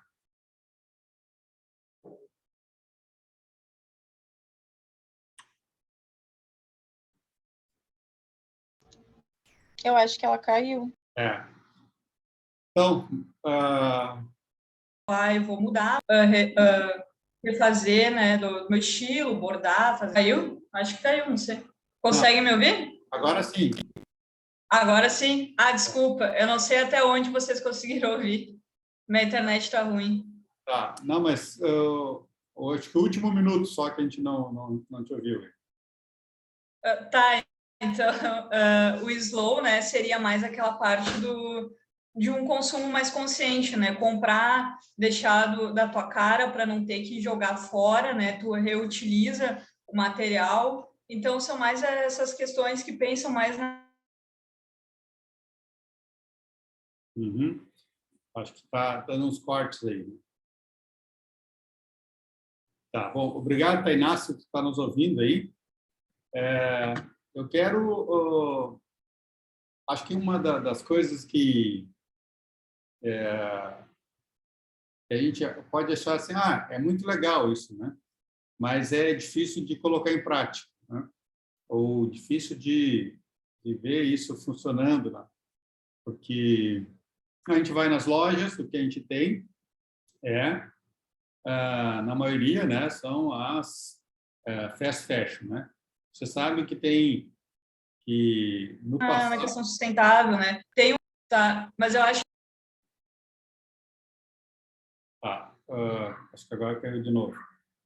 Mas no passado se tinha assim, a gente já até comentou aqui, né, de duas coleções por ano, né? Então tinha coleção inverno e verão. Depois começou a coleção inverno, verão, primavera, outono, né?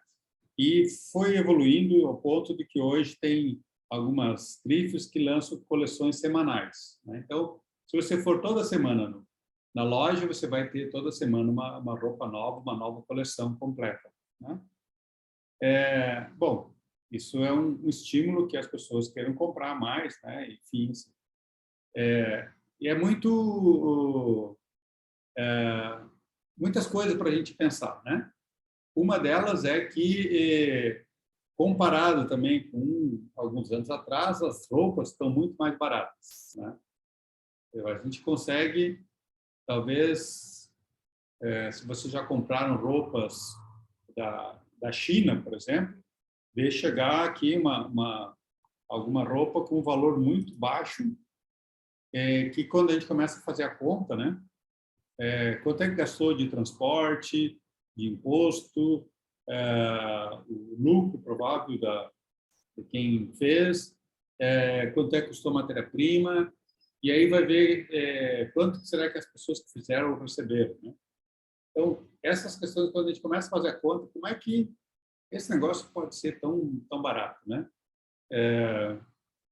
Eu lembro de umas histórias assim por exemplo, quando eu era criança, adolescente, o rádio era uma coisa, um radinho de pilha pequenininho lá, era uma coisa cara, assim, a gente ganhava de Natal, de aniversário.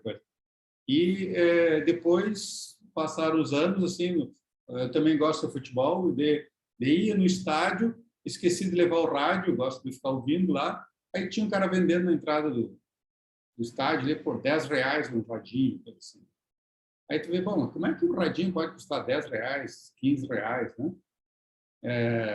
Tem tudo que tem ali de eletrônico, né? Enfim.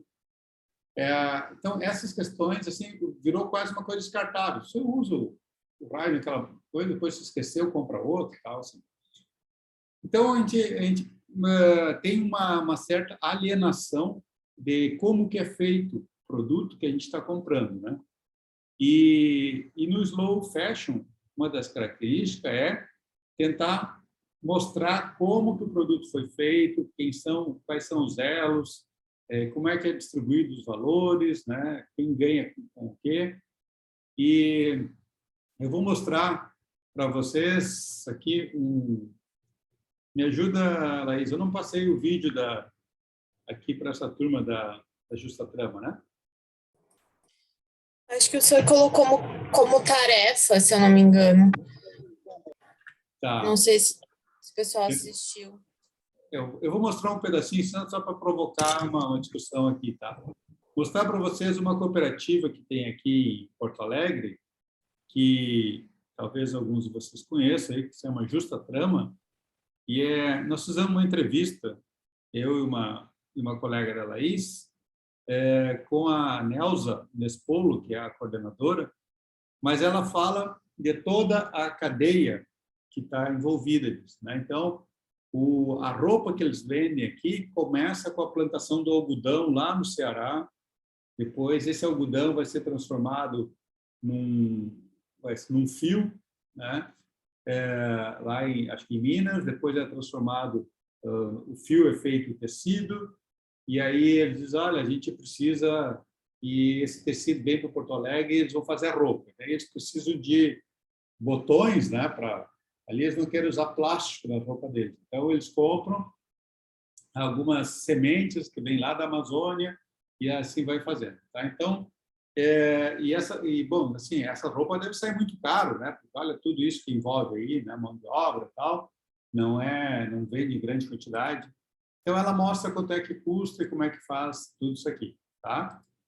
Eu vou compartilhar aqui com vocês, vou deixar aí uns minutinhos para depois lá no final a gente vai conversar sobre esse vídeo, tá? Eu quero saber a opinião de vocês.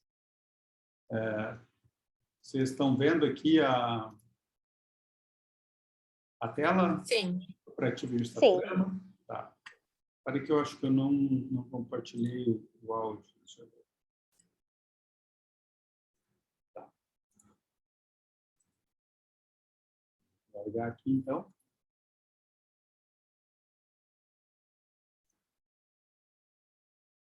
Muito feliz de poder contar aqui com a Nelsa para ela nos contar um pouco sobre a cadeia sustentável, né, que envolve desde lá da produção do algodão, que é a produção das roupas, e pedir para tu, então, Nelson, fazer assim, um resumo, o que é a Justatrama, para quem não conhece. Então, obrigado, gente, poder estar aqui com vocês, compartilhar um pouco da nossa história. A Justatrama, ela é uma cadeia de produção dentro dos princípios da economia solidária e que neste ano já completa seus 16 anos de existência.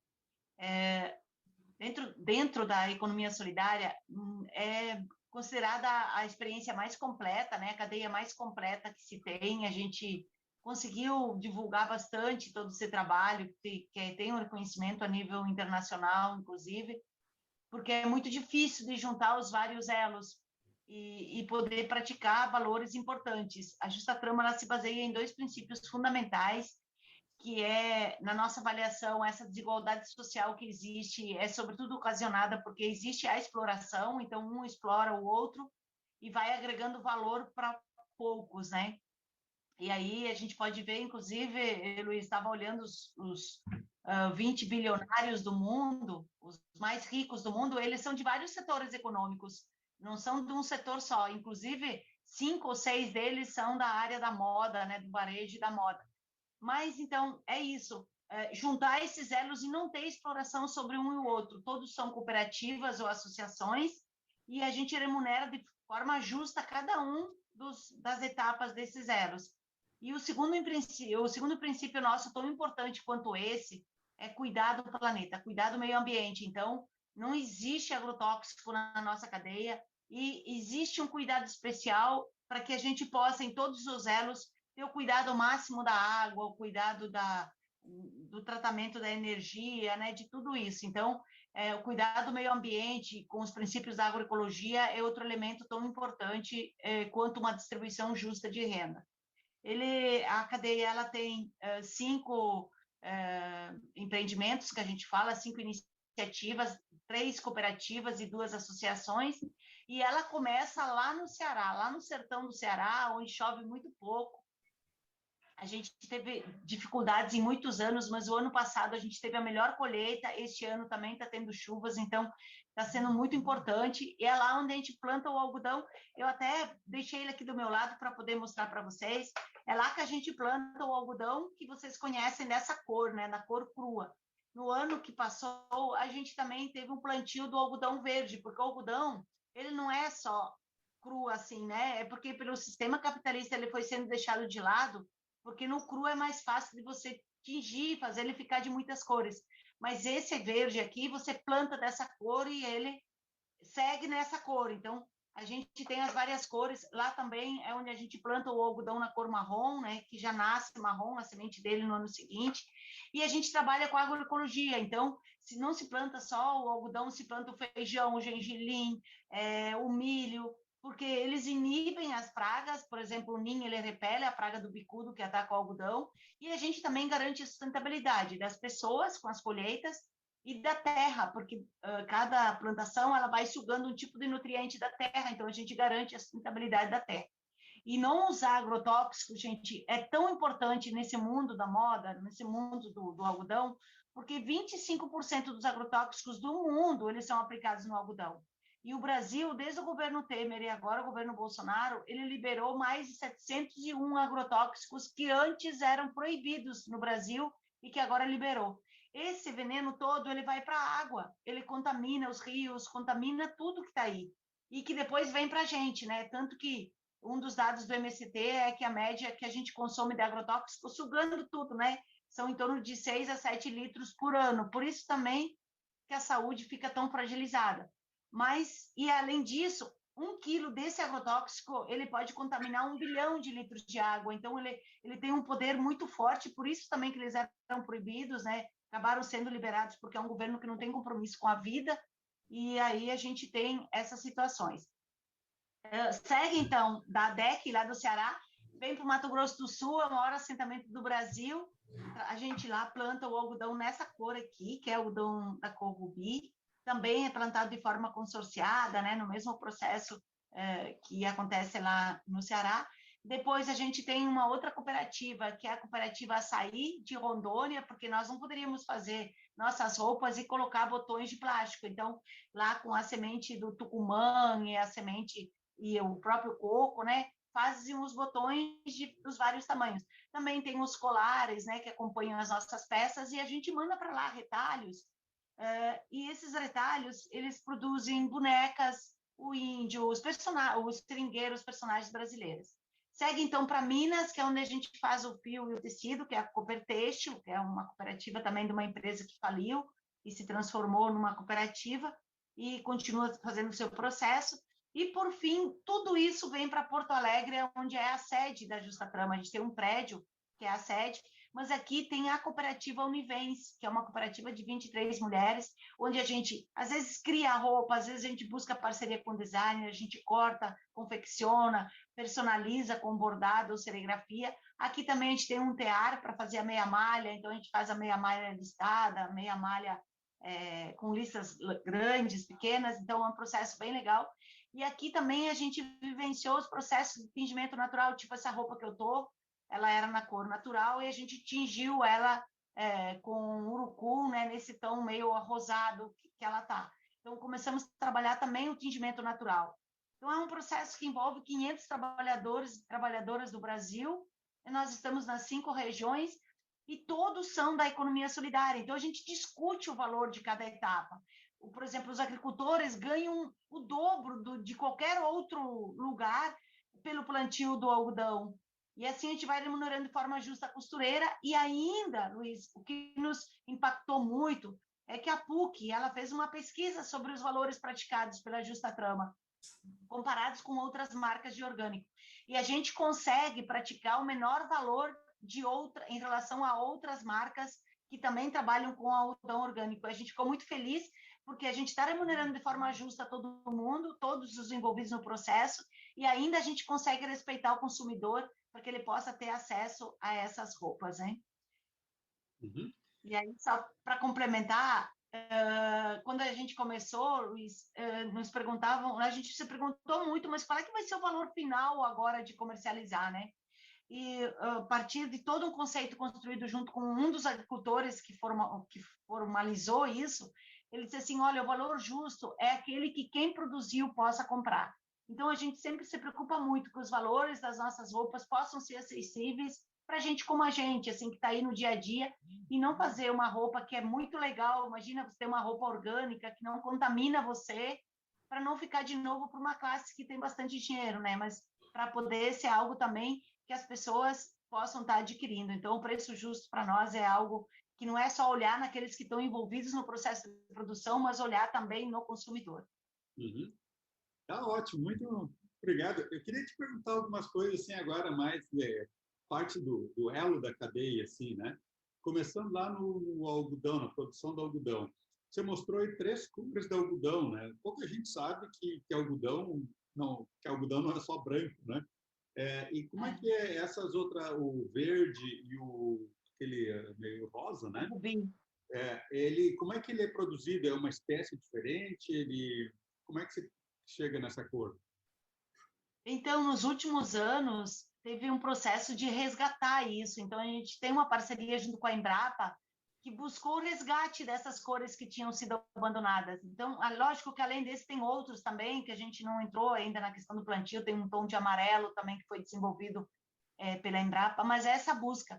No Peru, por exemplo, Luiz, tem um algodão lilás, que é o nosso sonho, sabe, trazer ele para cá.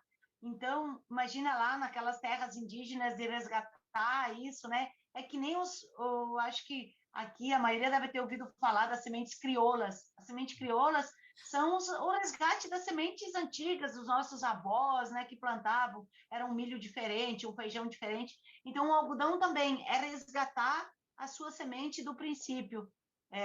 Lógico que a gente é totalmente contrário à questão da transgenia, né, porque inclusive isso para nós é um problema muito grande, porque o mundo e as grandes fazendas vão indo para esse meio, ou joga ali veneno à torto e direito, às vezes faz as duas coisas, e trabalha também com a transgenia. E a gente tem que ter muito cuidado quando a gente tem os plantios, porque eles não podem ser contaminados, senão a gente não consegue garantir o certificado de orgânico que a gente tem pelo IBD, e também a gente tem um processo aí que a gente está construindo de certificação participativa, mas não pode ter, então, na volta, quando é próximo, tem que ficar em boas distâncias, tem que criar barreiras, plantios de plantas que possam segurar essa barreira. Então, é um desafio muito grande trabalhar com orgânico. Uhum. Então, o produtor de algodão lá no Ceará, ele consegue vender esse algodão orgânico por um preço mais ou menos quanto mais alto do que o algodão tradicional? O algodão convencional? Olha, ele chega a ser de 2 a 3 vezes mais do que o algodão convencional, que é o que a gente remunera, porque assim, ó, eu sei que às vezes pode parecer difícil, né? Mas a Justa Trama, ela é a marca da cadeia e ela é uma cooperativa de segundo grau, como se ela fosse uma federação.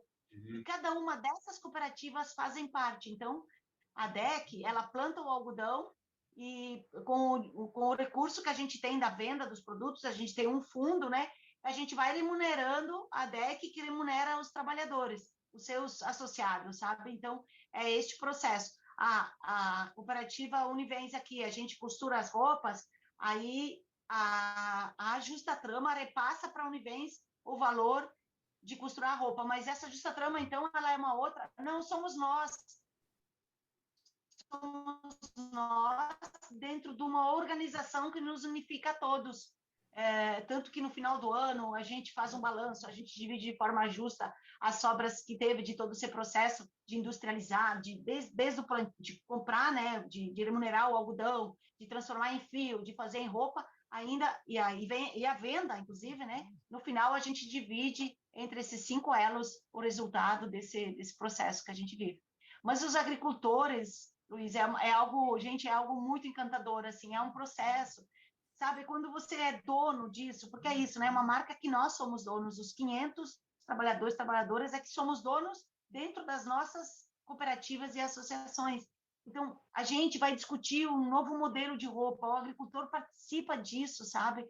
Ele vai falando da necessidade de ter uma roupa que tenha um colarinho, porque é uma gola que ajude a cuidar, porque ele fica muito no sol, então acaba se queimando, sabe? Isso é muito bacana, assim, de você ver o agricultor, e às vezes ele participa mais que todo mundo, assim, dando ideia, mas acho que nós podíamos fazer uma roupa desse estilo, sabe? Essa criação toda, e ao mesmo tempo assim, ter as costureiras que vão lá para o meio da ver uma plantação, ver o quanto que é sofrido o calor do sertão, sabe? A falta de chuva. A gente já teve anos que a gente foi lá no roçado e viu só os toquinhos, assim, dos pés, porque tinha perdido toda a plantação por causa da seca. Então, esse envolvimento, essa cumplicidade, sabe, que acaba nos envolvendo é algo muito marcante nesse negócio, né, nessa cadeia de produção, que para a gente dá um sentido especial para nossas vidas. Nossa, conta para ele a reação dos agricultores a primeira vez que viu as roupas. Eu acho muito legal quando tu conta. porque lá em 2005, quando a gente começou esse processo, foi algo muito desafiador, né? Porque a gente não tinha dinheiro também, então vamos lá, buscamos parceria, e a gente começou a fazer as primeiras peças muito simples, então era desde calça de moletom, blusas simples, vestidos também. Agora a gente consegue trabalhar roupas mais complicadas, né? Que agrega mais valor também, é muito legal. Mas a gente pegou essas peças e a gente foi em cada um dos elos, olha aqui, já está o resultado, né? Já está a fiação incluída, está aqui o algodão.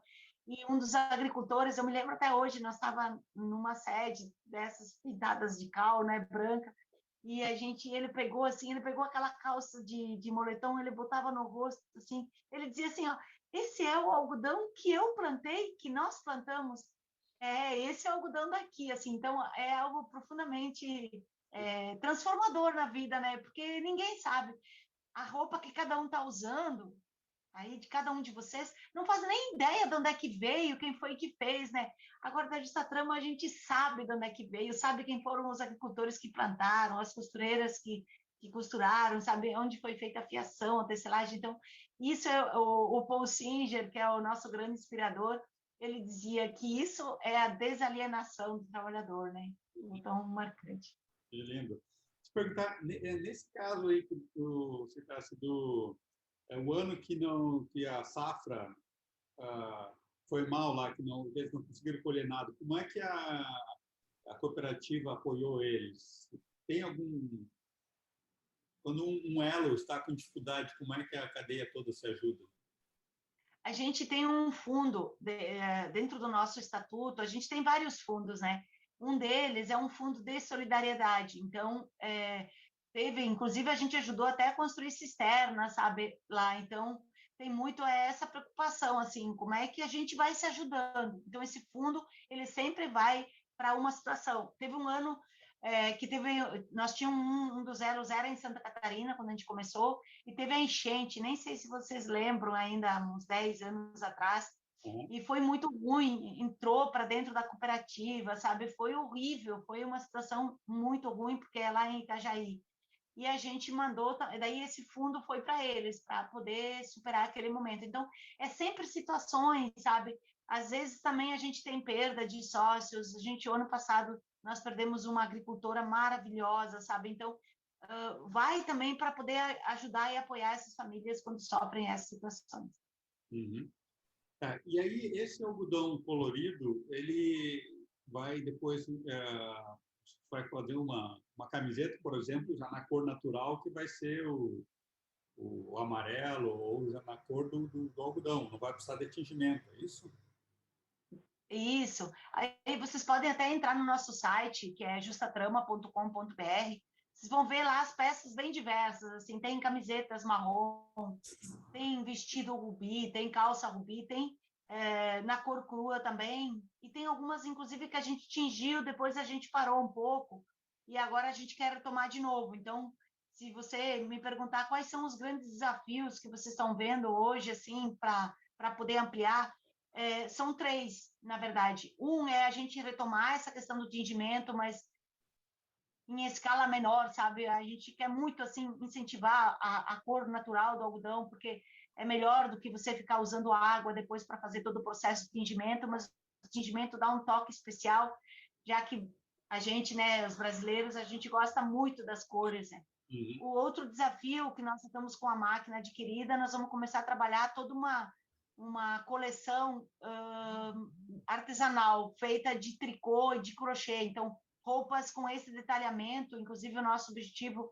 é criar um grande grupo aqui na Zona Norte de tricoteiras, e a gente quer desenvolver esse processo que vai ser bem legal, assim, com a parte do artesão. E um terceiro desafio que a gente está é agregar, a gente está num processo de namoro, assim, e agregar as bordadeiras do Espírito Santo, para a gente poder fazer uns detalhes especiais nas nossas roupas. Então, um vestido com bordado, uma blusa, sabe? Uma saia, poder trabalhar com o bordado especial, que é muito característico delas, e elas estão com uma expectativa muito grande e também agregaria mais valor diferencial para nossas peças. Bom, pessoal, então, é uma amostra aí do que foi essa entrevista, e quero ouvir um pouco vocês agora aí, assim, também sobre essa... Se você já conhecia essa experiência, o que ela mostra para vocês, enfim, questionamentos, perguntas.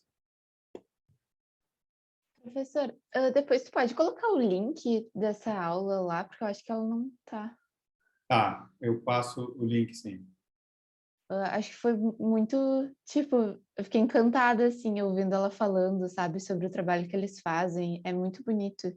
Tipo, tu vê que tem um cuidado muito grande com cada peça, com cada pessoa que participa do processo. Tipo, eu já até abri o site aqui para ver, mas, tipo, dá muita vontade de conhecer mais, sabe? É muito, muito, muito, muito legal o trabalho dela. Da Justa Trama. Aham. E elas vendem, né, em algumas feiras, às vezes até aqui no Mercado Público, esses dias tinha uma feira ali, eu vi que elas estavam ali, né?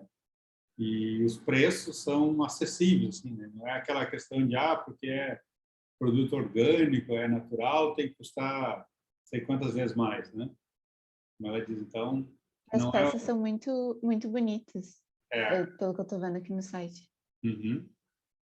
E... Prof, só para fazer um adendo, a entrevista da Nelsa, né, que no semestre passado eu fiz uma pesquisa com empreendedores sustentáveis e aí eu entrevistei a Nelsa também, muito em função desse vídeo mesmo que o prof fez, que eu fiquei conhecendo antes, eu também não conhecia a Justa Trama.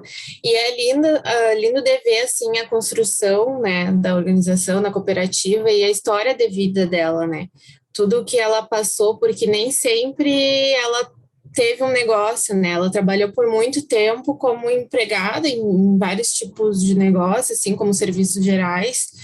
E o que chamou a atenção dela, que ela não queria mais viver naquilo, foi que uma vez uma funcionária, uma colega dela, foi chamada pela empresa para receber um presente porque ela estava completando, acho que 30 anos na empresa.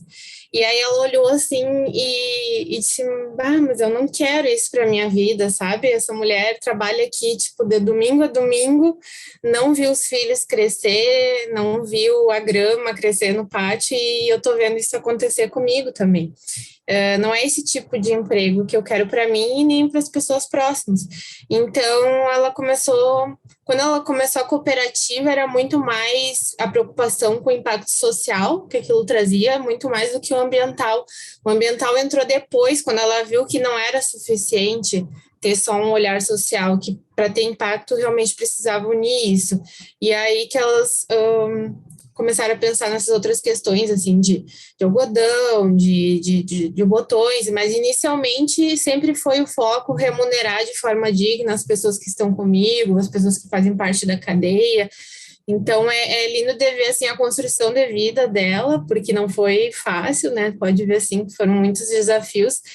E a gente entender isso, né, que não é simples. Então, quando a gente comprar um produto, olhar toda essa história, assim, que tem por trás, tu via a emoção dela e aquilo fazia sentido. Ela dizia vários momentos, assim, eu tô muito feliz, eu sou muito realizado no que eu faço, assim. Então, é lindo, assim, de ver e aí a gente pensar nisso, porque muitas vezes a gente tá comprando uma peça e não sabe, né, nada sobre isso. Fala, Gustavo. Eu achei muito interessante também toda essa complexidade, essa abrangência, na verdade, dela não ser só sustentável com o meio ambiente, mas também com as pessoas, né? Porque recentemente eu vi um documentário, daquele do Me Acorde Quando o Carnaval Chegar. Você sabe, professor? O Laís? Que é aquela questão do... eu estou me guardando para quando o carnaval chegar.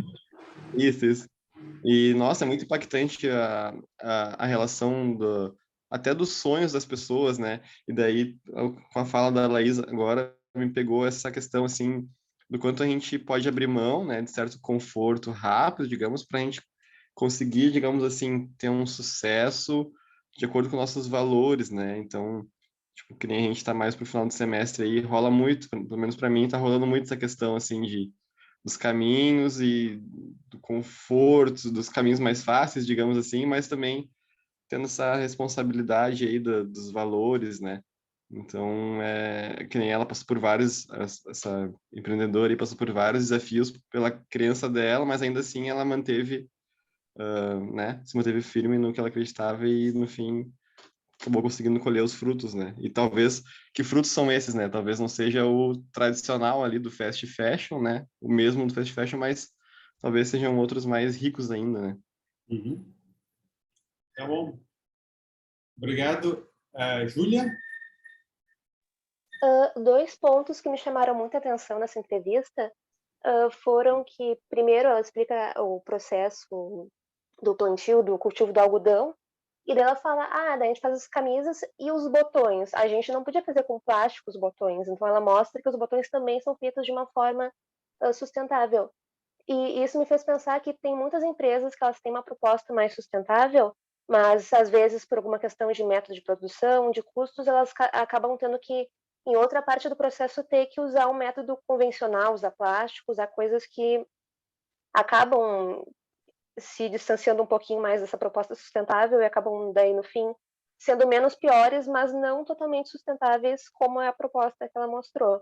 E daí então ela faz as camisas de algodão, os botões são sustentáveis e além disso tudo consegue remunerar bem os funcionários, consegue ser menos prejudicial à saúde, ou seja, ela consegue fazer várias coisas, trazer vários benefícios, tudo isso dentro dessa proposta sustentável.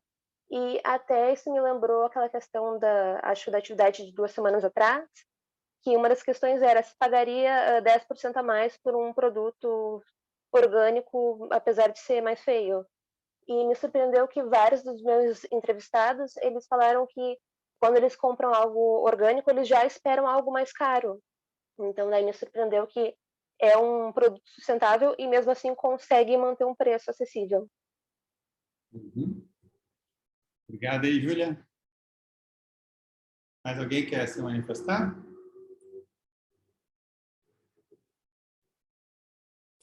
E um detalhe importante que eu esqueci de falar, que quando ela iniciou a costura ali, na verdade foi por necessidade, assim, ela não tinha outra perspectiva, assim, começou a fazer e ela não sabia costurar. Então, quando ela fez a primeira peça, assim, em casa, ela chorava de felicidade porque ela conseguiu fazer a peça e ver hoje o que é o negócio, né? Então, muito interessante. Então, acho que o que fica assim também, pessoal, que a gente uma reflexão, né, sobre a questão da alienação do consumo, né? Alienação no sentido assim de saber o que eu estou comprando, como é que foi feito, de onde veio, né? Nós já discutimos em outras aulas assim que cada vez vai ficar mais fácil da gente conseguir ou por algum aplicativo que vai nos dar informação, né, daquele produto, daquela empresa, algum selo que vai atestar que aquilo ali é ou não é o que está dizendo, e a gente vai conseguindo saber mais sobre o produto, né? E isso permite que a gente faça escolhas, né? Assim, olha, vai ter pessoas, acho que vão dizer assim, não me importa quem é que fez, se foi mão de obra infantil, se é mão de obra escrava, eu quero é comprar uma barata. Pode ser uma opção, né? Mas quem quiser saber o que está comprando, de quem está comprando, quem é que está ajudando, né? Então, uma coisa assim, eu acho bem importante nós temos o dinheiro, na hora da compra, a gente tem uma escolha que a gente faz, né? Para quem que eu vou dar o meu dinheiro? Então, a gente não é obrigado a comprar de quem a gente não quer, né?